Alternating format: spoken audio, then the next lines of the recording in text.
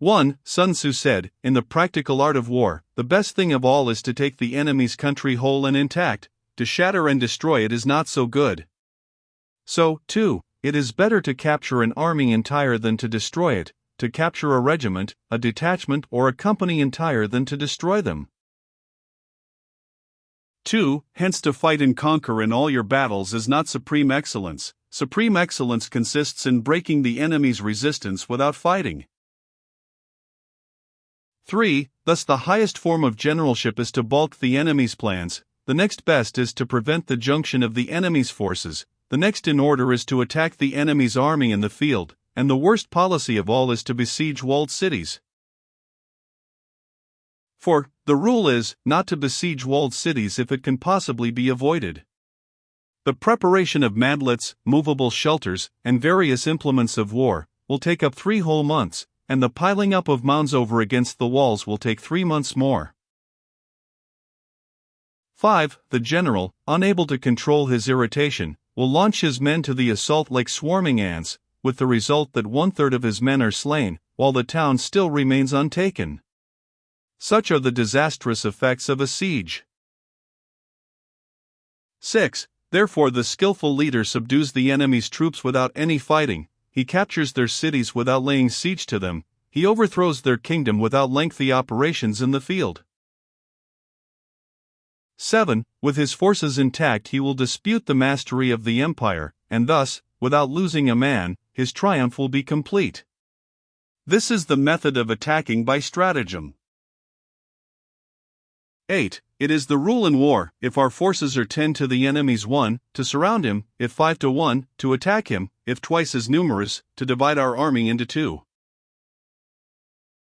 9. If equally matched, we can offer battle, if slightly inferior in numbers, we can avoid the enemy, if quite unequal in every way, we can flee from him.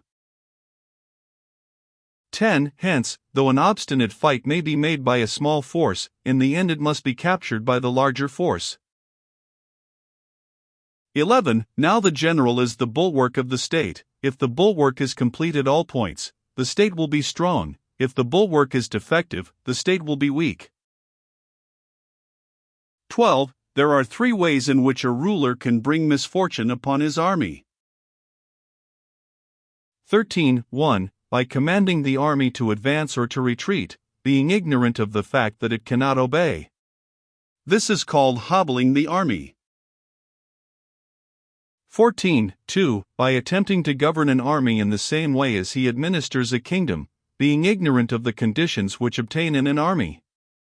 This causes restlessness in the soldiers' minds. 15. 3. By employing the officers of his army without discrimination, through ignorance of the military principle of adaptation to circumstances. This shakes the confidence of the soldiers.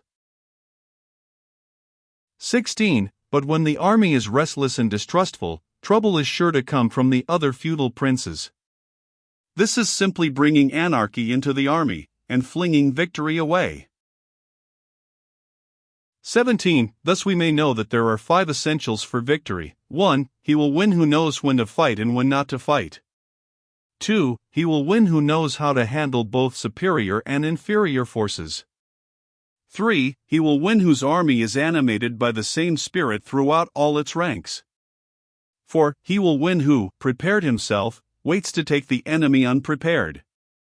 5. He will win who has military capacity and is not interfered with by the sovereign. Victory lies in the knowledge of these 5 points.